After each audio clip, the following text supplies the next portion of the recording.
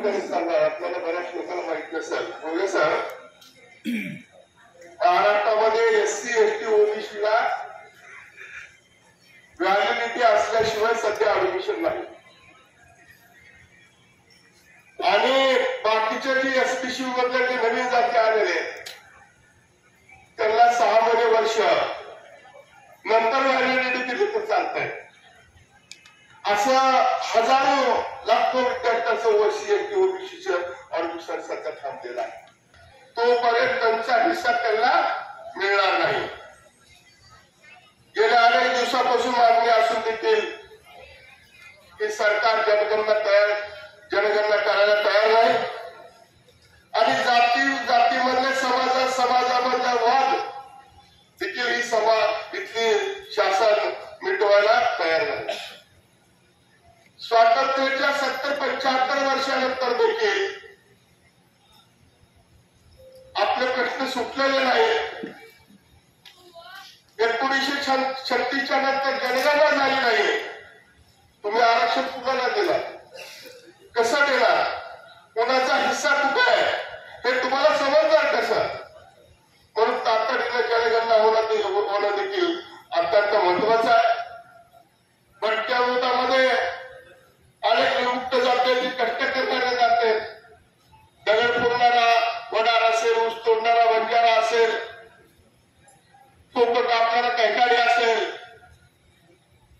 अशा अनेक विविध जाती कष्ट करणाऱ्या आणि त्याच्यानंतरची भटक्यामध्ये जमाते जोशी असेल, गोंधळे असेल, वासुदेव असेल, अशा अनेक मागून खाणाऱ्या जाते. म्हणजे ह्याच्यामध्ये देखील वेगवेगळे गट तयार झालेले आहेत. आणि महाराष्ट्रामध्ये जी अस्थिर भटके, आता तुम्हाला सांगतो, दलितावर एससी एसटीवर अन्याय कमी झाले 1860च्या कायद्यामुळं. पण भटक्या वृत्तावर अन्याय वाढलेले. अनेक लोक या गावून त्या गावाला फिरायला गेल्यानंतर लोक कुणीही दाबून झाले, कुणीही मारून झाले. कर्नाटकमध्ये 2 लोकांचा खून झाला, महाराष्ट्रामध्ये रायनपाड्यामध्ये झाला, पालघरमध्ये झाला. हा छोटा समाज आणि भीक मागत असल्यामुळं जगणं करून भिक्षुकरी करून जगत असल्यामुळं त्यांच्यावर कुणाचं देखील शासनाचं दुर्लक्ष नाही, कुणाचं बंधन नाही. कुणीही जावं कुत्रे मांजराला मारलं तर आरोग्य भांड करतं, माझ्या कुत्र्याला का मारलं, तू शेजाऱ्याला भांड करतंय, माझ्या गल्लीतल्याला का कुत्र्याला मारलाच करताय. पण माणसाला मारलं तर कोणी भांडण करायला तयार नाही. एवढा अन्याय या समाजावर या राज्यामध्ये चालू झालेला आहे. म्हणून या प्रश्नावर देखील आपण आवाज उठवणं गरजेचं आहे. इथं बरे डवरी गोसाई भीक मागणारा हातावर पोट घालून पाण्यावर राहणाऱ्या जमातीचे लोक समोर दिसत आहेत. या लोकांना कोणी वाडी आहे का नाही, या लोकांना कोणी संरक्षण आहे का नाही. या राज्यामध्ये कुठलंही पोलीस खातं एवढं निर्णय झालेलं आहे की कुठलाही माणूस पोलीस स्टेशनला अर्ज घेऊन गेला तर एफआयआर फाटायला तयार नाही. चौकशीसाठी ठेवतात आणि ज्याला अन्याय केला त्याला बोलून देतात, पैसे काढतात, दुसऱ्या दिवशी या मतात आलेल्या लोकांना शिवी देतात. गेल्या 2 महिन्यापूर्वी जोशी सर असेल की रामराजा आत्रा भोला ठिकाणी 3 पोलीस सस्पेंड केलं लातूरमध्ये. तर तिला पैसे घेतले 5,000 आणि आरोपीला जमा आणले 50,000 घेतले आणि दुसऱ्या दिवशी तिला शिवे दिले. तू कशाला आलीस, तिला जाऊन विहिरी जोडीवर आत्महत्या केली. आणि मग त्याचा प्रकार उचलून धरलो. जेव्हा आम्ही पोलीस स्टेशनमध्ये चिरफाड केली दवाखान्यात, ती चिरफाड आम्ही होऊ दिली नाही. चिरफाड झाल्यानंतर परत उचलायचं नाही जोपर्यंत सस्पेंड होत नाही. लातूरच्या मुंडे गावाच्या एसपीने जेव्हा सस्पेंड केलं त्यावेळेस हे केलं. एवढा अन्याय अत्याचार कधी नाही या सरकारच्या काळामध्ये झालेला आहे. महाराष्ट्रामध्ये आमच्या अरुण जाधव आणि शेख मॅडमने यात्रा, पदयात्रा, शोधयात्रा भटक्यांची काढलेली आहे. त्यांचं स्वागत या परिषदेच्या वतीनं सर्वांनी टाळ्या वाजून त्यांचं स्वागत करावं. खूप मेहनत घेऊन 28 तारखेपासून पुणेवरापासून ही शोधयात्रा आज आपल्या गावामध्ये आलेली आहे. तर 23 तारखेला महाराष्ट्रामध्ये मुंबईला त्याचा समारोप होणार आहे. त्या समारोप आपल्या सर्व समाज बांधवांनी त्या समारोपाला देखील उपस्थित राहिलं पाहिजे आणि याच पद्धतीनं प्रचंड गर्दीच्या पद्धतीनं आझाद मैदानावर कसं ना अरुण जाधव म्हणजे की तिथे आझाद मैदानावर यात्रा होणार आहे त्या मोठ्या संख्येला आपण रिझर्वेशनचा खूप मोठा प्रश्न निर्माण झालेला आहे. प्रत्येक समाज रिझर्वेशन मागायला तयार झालेला आहे. अरे आम्ही भीक मागणारे लोक भटक्याची, आम्ही शिकार करणारे लोक, आम्ही गावगाड्याच्या बाहेरचे लोक ज्याला गाव नाही, घर नाही, दार नाही, किमान एससीला गाववाडा आहे, बारवाडा आहे, चांबारवाडा आहे, धनगरवाडा आहे, 1 घंटा लागेल कार्यक्रम, आदिवासीला पाडा आहे, जंगल आहे, पण ते स्थिर आहे. पण भटक्या मुलाची अवस्था येत अशी आहे, जर गावात नाही तर शेतात नाही. फक्त कापून छाटण्यासारखं या समाजाच्या विकासाच्या आड इथलं शासन येत आहे. त्यांचं पुनर्वसन करायला तयार नाही, त्यांचं मतदान यादीमध्ये नाव घ्यायला तयार नाही, राशन कार्ड या शहराला फिरत राहिल्यामुळे यांचं अस्तित्व नाही. असे महाराष्ट्रामध्ये जवळपास 5 कोटीची भटक्यांची संख्या आहे. तशामध्ये जवळपास 2 कोटी लोकांकडे ही कुठलीच व्यवस्था नाही. त्याच्याकडे राशन कार्ड नाही, मतदान कार्ड नाही, गावागाड्यात राहत नाही. कुठल्याही पक्षाचं या लोकांकडे लक्ष द्यायला तयार नाही.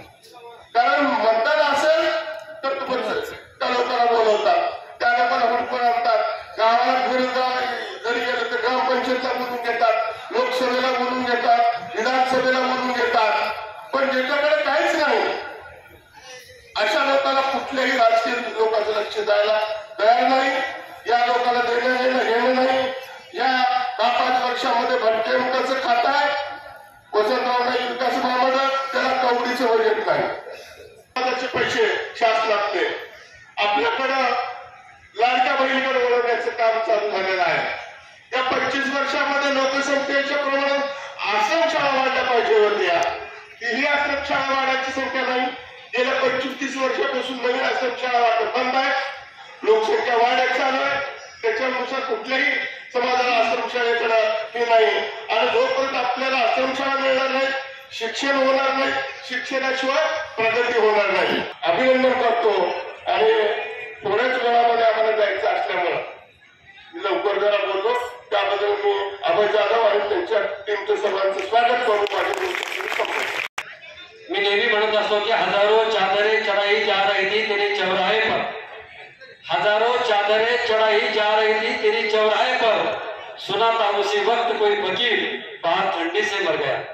आपल्या समाजामध्ये आणि काही लोक वंचित असतात आणि मला वाटतं हरिभाऊ गायकवाड साहेबांच्या आजच्या या विचारातून हे लक्षात आलं की जो मोठा आहे तो मोठा होत चाललाय, जो लहान आहे तो लहानच होत चालला. मोठा लहान नाही झाला तरी चालेल, परंतु लहान कधी ना कधी मोठा झाला पाहिजे हा विचार मला त्यांनी या ठिकाणी मांडला. धन्यवाद. यानंतर मी शिवाजीराव जोशी यांना विनंती करतो की आपण अगदी थोडक्यामध्ये आपले विचार या आपल्या समाजासमोर या ठिकाणी व्यक्त करावेत. भटक्या आणि विमुक्त जाती होत्या, त्याच्यानंतर परत भटक्या जातीमध्ये अनेक जाती आल्या, धनगर आले, बंजारे आले. कुणावर अन्याय होऊ नये म्हणून गट जरी झाले तरी लोकशाहीमध्ये काही पदरात पाडून घ्यायचं असेल तर त्याची सुद्धा क्षमता असावी लागते. ताट वाढून ठेवलंय पण ती जेवायला सुद्धा आलं पाहिजे ना. जेवायला कोण शिकवणार आहे? जेवायला कोण शिकवत नसते, उपाशीच मारावं लागतं. आपण रोहिणी आयोगाचं ऐकलं असेल, 2%, 6%, 9% आणि 10% असे 4 भाग रोहिणी आयोगामध्ये पाडायचे होते. पण जो ओबीसी समाज 10% ओबीसी समाज 90% सवलती खातोय आणि बाकीचा 90% ओबीसी समाज हे 10% सवलती घेतोय. हे आकडेवारीवरून सरकारच्या लक्षात आल्यानंतर रोहिणी आयोगाची स्थापना झाली होती. पण जो 10% ओबीसी समाज आहे तो रोहिणी आयोग लागूच होऊ देत नाही. पंतप्रधानावर प्रेशर आणलं जाते की ते लागू करू नका. आपल्यामध्ये सुद्धा अशी परिस्थिती आहे हे मोठा साप बारक्या सापाला गिळून टाकत असतो. तशीच परिस्थिती आहे. मोठे साप जे ते बारक्या सापाला गिळून टाकायला लागलेले आहेत.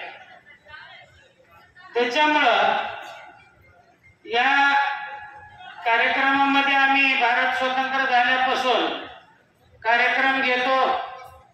काही प्रमुख वक्ते असतात, 10 मिनिट प्रत्येक जण माणूस बोलतो, पुन्हा गेला निघून की परत संपला विषय.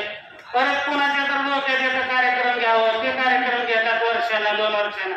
परत सगळे 10 मिनिट बोलते जातात निघून. परत मग कधीतरी असंच आमच्या आतापर्यंत सगळं स्वातंत्र्य मिळाल्यापासूनचा असाच वेळ गेलेला आहे. जे विचारवंत लोक आहेत, जे हुशार लोक आहेत, जे हाय क्वालिफाईड लोक आहेत, ज्या लोकांनी समाजाचा 4 दाणे खाऊन वर गेलेले, त्या समाजानं ह्या समाजाचं सगळं आपलं नियोजन केलं पाहिजे. पाठीमागं बघितलं पाहिजे, पे बॅक टू सोसायटी केली पाहिजे. सेल्फ रिस्पेक्ट मुवमेंट महात्मा फुलेनं चालवलं. वेळे होते का ते? तिथून कांशीरामजीनं पे बॅक टू सोसायटी केलं. आम्ही काय पे बॅक टू सोसायटी करतो? काय करत नाही. समाजाचा माणूस आला तर त्याच्याकडे बघायची तयारी नाही आमची. घाण येते त्याच्याकडे बघितल्यावर. ते भीक मागतोय, भिकारी आहे. आम्ही गाडीमधून फिरतोय, काच बंद करून घेतो त्यानं दिसल्यावर. पैसे फिक्से मागतोय का काय? ही परिस्थिती आहे. ही परिस्थिती बदलायची असेल तर आमच्या स्टेजवरच्या माणसाने वर्षभर 3-3 महिन्याला म्हणा, वर्षाला म्हणा, कुठंतरी एकत्र बसलं पाहिजे. आज महाराष्ट्र शासनाला तुमच्यासाठी काहीतरी करायचंय. कुणाला बोलवायचं? कुणाला म्हणायचं तू ये बाबा आम्हाला असं करायचं? शासनानं आपल्यापैकी कुणाला बोलवावं मला सांगायचं ना. आज आपण एवढी माणसं स्टेजवर बसलात, एवढी माणसं स्टेजच्या समोर बसलात. मी इथून सांगतो, तुम्ही प्रत्येक जण एका संघटनेचे अध्यक्ष आहात. एकही माणूस असा नाही या सभागृहामध्ये की तो त्याच एका संघटनेचा, महाराष्ट्राचा आणि भारताचा अध्यक्ष नाही. एकही माणूस नाही. एकानं उठून उभं राहावं मी नाही म्हणून का? अरे मला सांगा, एकनानं घरभरावर चिंध्या प्रत्येक जण अध्यक्ष कोणी कोणाचा ऐकलं ना? सगळेच सेनापती. सैन्यच नाही, सगळेच सेनापती. कोण कोणाचं ऐकणार? सगळ्या माताचा सुकाळच आहे ना. त्याच्यासाठी मागच्या 3 वर्षापूर्वी सगळे जे क्वालिफाईड माणसं आहेत, रिटायर झालेले माणसं आहेत आणि महाराष्ट्रामध्ये असं कुठंतरी धडपड करणारे माणसं आहेत. काय काय असे ना, काय होणार नाही माहित आहे. गिरींना माहित आहे, आमच्या त्या जाधव नाही माहित आहे, काहीच होणार नाही. पण बसू वाटत नाही ना. तळमळची मनातली असते ना, बसू देत नाही ना. ते काहीच होणार नाही, त्यांना माहित आहे. याच्या अनेक रॅली ह्याच्या पूर्वी निघाल्या होत्या. पण मनातून जे तळमळ आहे ना, जे मागं बघितलेलं आहे, ते बसू देत नाही. आणि असं ज्याला बसू वाटत नाही अशी माणसं कार्यक्रम एक आयोजित करत असतात. काहीतरी सांगितल्यावर कळेल समाजाला, असं कळेल तसं कळेल. आणि आमचं कसं झालंय, पोटाच्या खळगीच्या वर आम्ही नाही. आज मला सांगा, कुत्रा सुद्धा उपाशी मेलेलं कुठं बघितलं? कुत्र्याला अन्न मिळालं नाही तर पडून गेलं. हे कुत्रं दाखवा महाराष्ट्रात. कोण माणूस उपाशी आहे? कोणीही आज काळातला सुद्धा माणूस उपाशी नाही. प्रत्येकाचे पोट भरलेले. फक्त एकच खळगी रिकामी आहे, ती आपल्या डोक्याची खळगी. आपल्या डोक्याची खळगी अजून रिकामीच आहे. जोपर्यंत आपण ही डोक्याची खळगी भरणार नाही, जोपर्यंत आपण बौद्धिक चर्चा करणार नाही, जोपर्यंत आपण केडर कॅम्पसारखे बौद्धिक कार्यक्रम लावणार नाही, कार्यकर्ते तयार करणार नाही आणि महाराष्ट्र लेवलवरती एकत्र बसून नियोजनपूर्वक सगळे एकत्र बसून कुणीतरी कुणाच्या मागे जावं लागेल ना. तर बसलेल्या माणसाला माहिती आहे की कोण काम करणार आहे. पण नाही तो म्हणतो मलाच पाहिजे अध्यक्ष. अरे कोणाचे तर हे घ्या, कोण काम करतंय त्याला पुढे होऊ द्या. सगळे पाठीमागं व्हा. कुणीतरी एक सेनापती करा. सेनापती असल्याशिवाय साहेब युद्ध कुठलं जिंकलं जात नाही. सन्माननीय दिगंबर भाऊ राठोड आणि महंत आणि उपस्थित सर्व आदरणीय सन्माननीय व्यासपीठ, भटक्या विमुक्तांच्या समस्या जवळपास 1952 पासून आज 72 वर्ष झाली आहे. पण भटक्या भटक्या विमुक्तांच्या समस्या कधी सुटल्या नाही. मी या भटक्या विमुक्तांच्या चळवळीमध्ये 2008 पासून काम करतोय. 9 वेळा हिवाळी अधिवेशन नागपूरला मोर्चा काढला. त्यामध्ये दीनानाथ वाघमारे, सकाळचे संपादक काळपांडे साहेब, भोई समाजाचे नेते दिवंगत प्रफुल्ल पाटील, नाथजोगी समाजाचे दिवंगत स्वर्गीय मिलिंद सोनवणे, अनेक हरिभाऊ राठोड साहेब यांनी 5 जानेवारीला जवळपास 15 वर्ष भटके विमुक्तांचा आझाद मैदानावर मोर्चा काढला. जंतर मंतर दिल्ली येथे 2016 मध्ये सुद्धा भटके विमुक्तांच्या मागण्यासाठी आम्ही सर्व एकत्र आलो.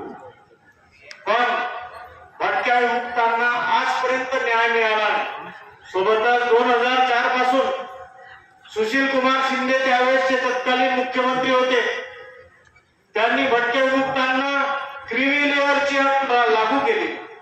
जे SC ST समाजाला नाही ते भटक्या विमुक्तांना त्या आरक्षणापासून बाजू ठेवण्याचं काम शासनानं केलं. याचं कारण आपण इतक्या 42 जाती म्हणतो भटक्या विमुक्तांच्या, परंतु ते एकत्र येत नाही.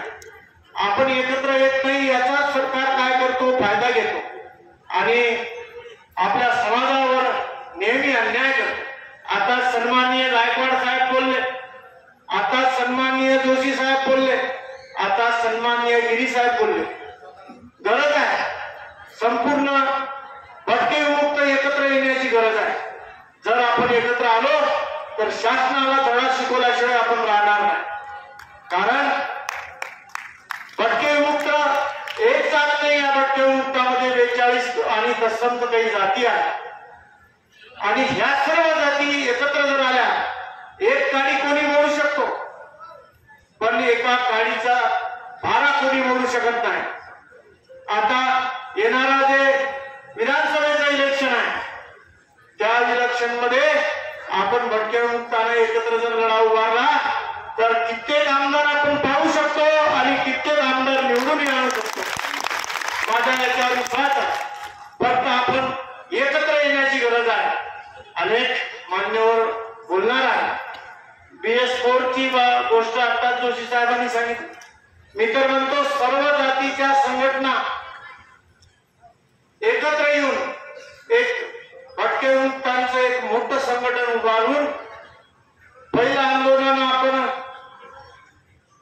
आझाद मैदानावर केलं पाहिजे आणि विभागवार आपण आंदोलने उभारली पाहिजे.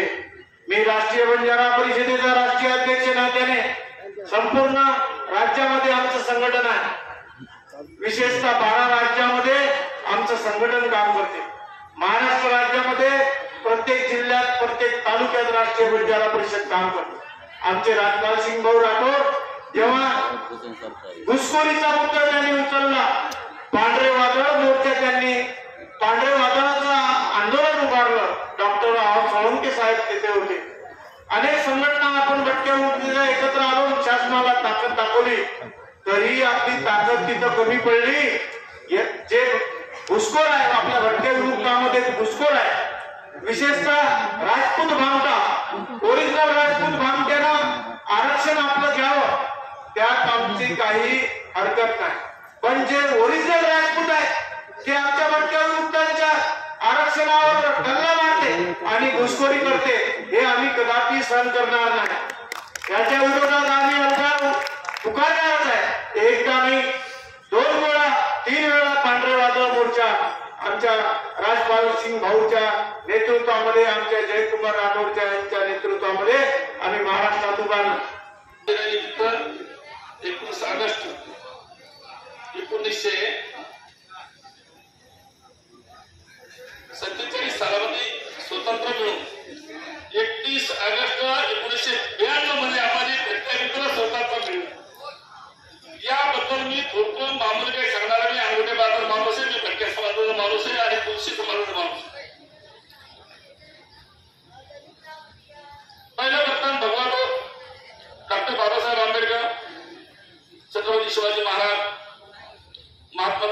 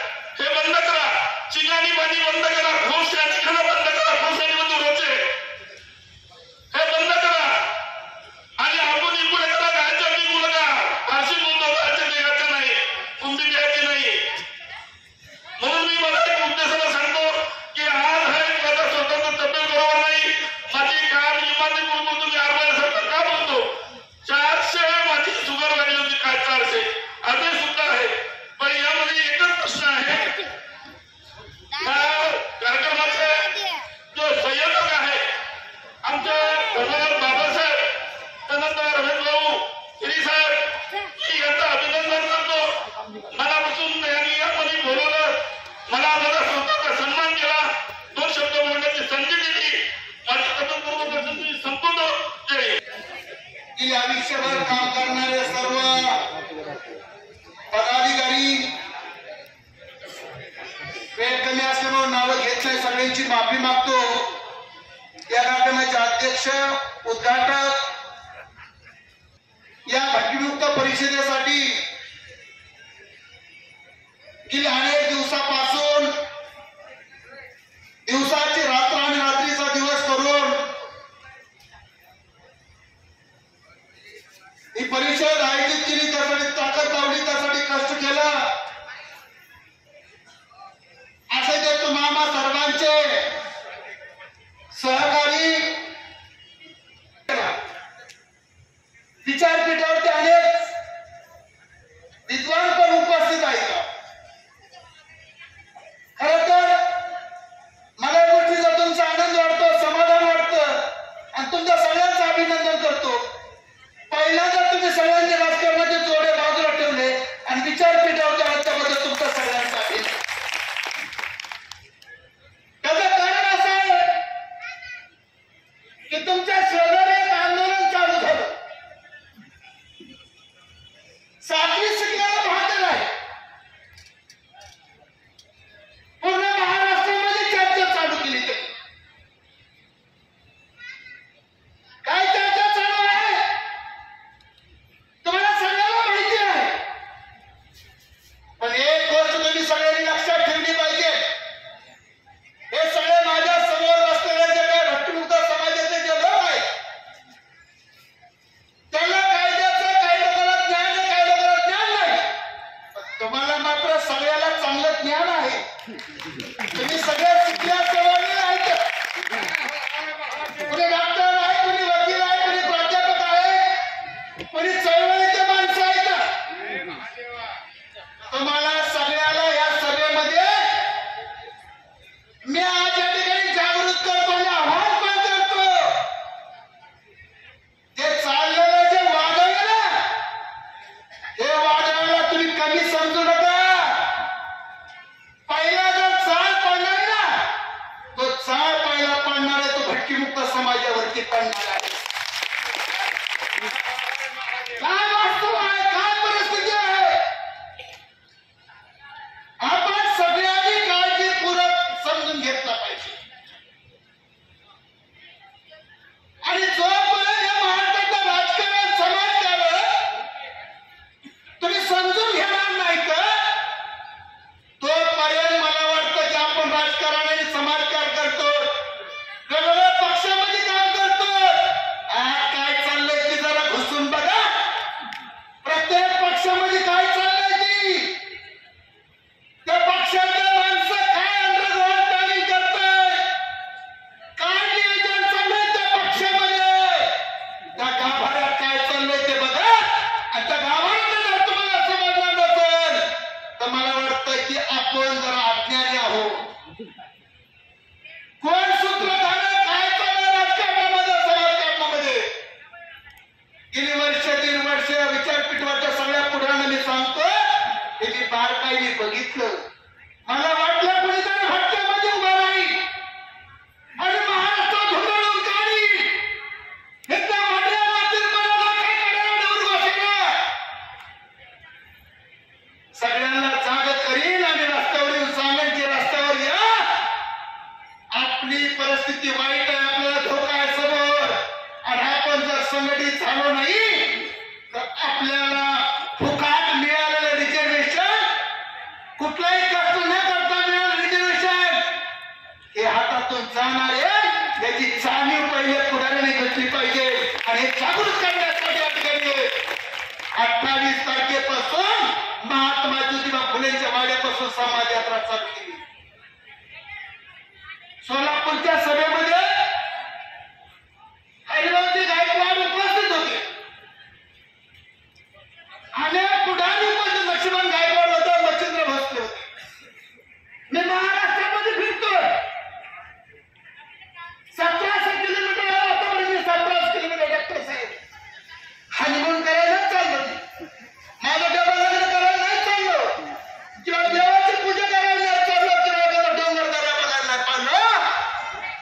की माझा इथला भटकमुक्त महाराष्ट्रामध्ये आज देखील मन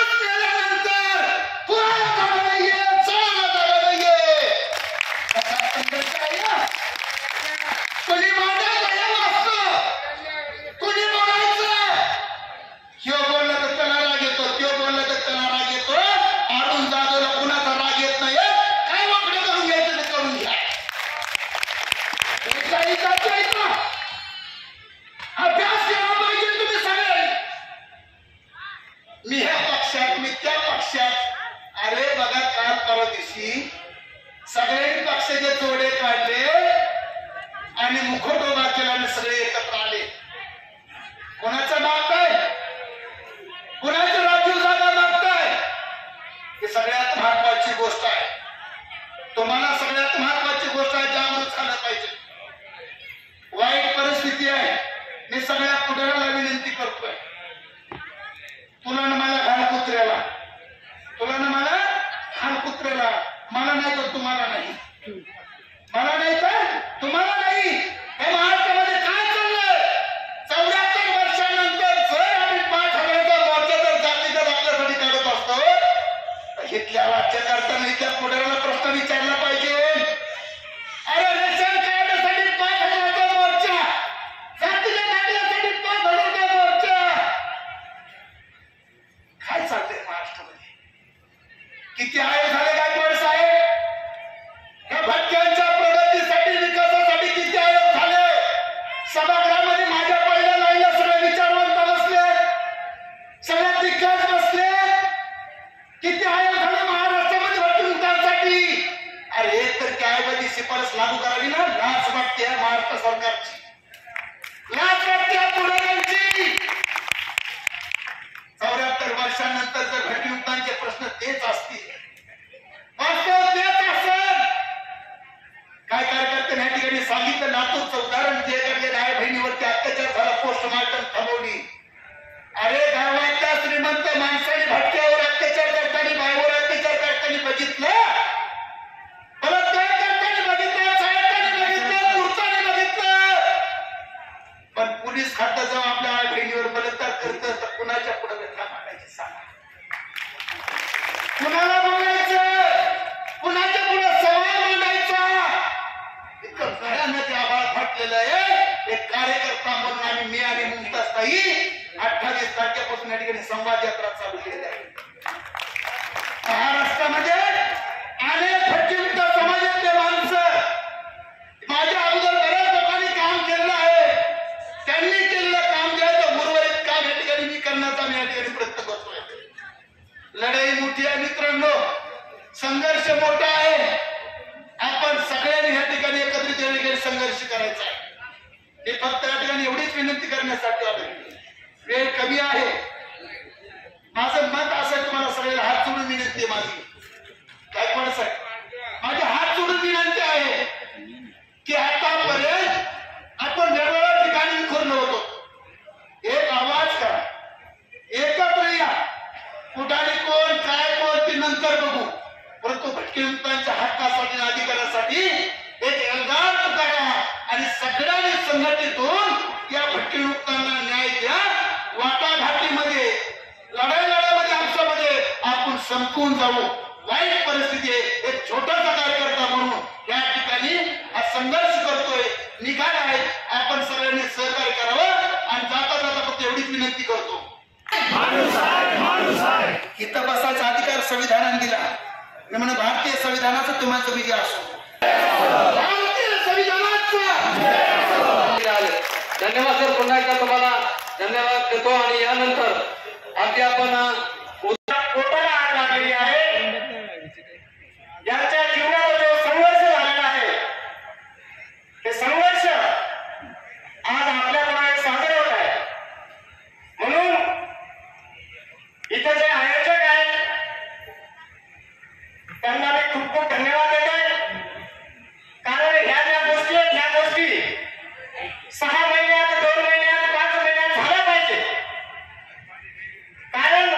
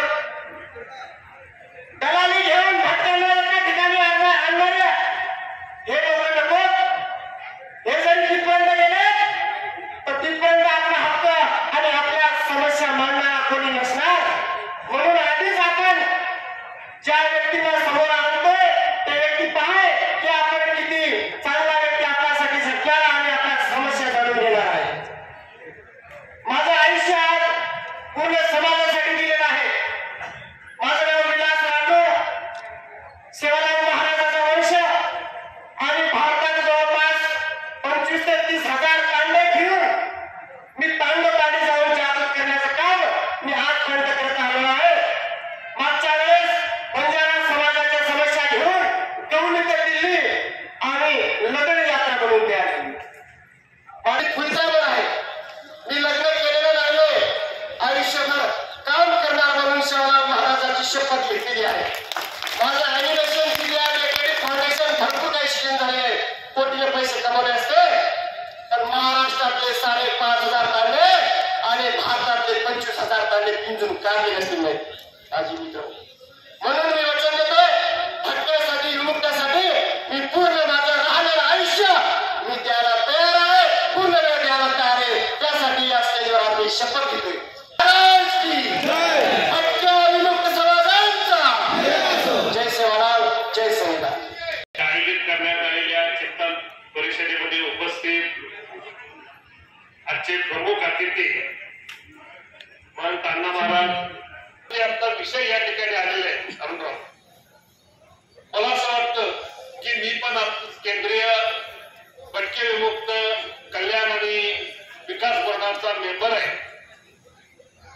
आणि जे आता मी गेल्या 7-8 महिन्यामध्ये जे चित्र पाहतोय हे अत्यंत विदारक चित्र आता देशभरामध्ये मी पाहतोय.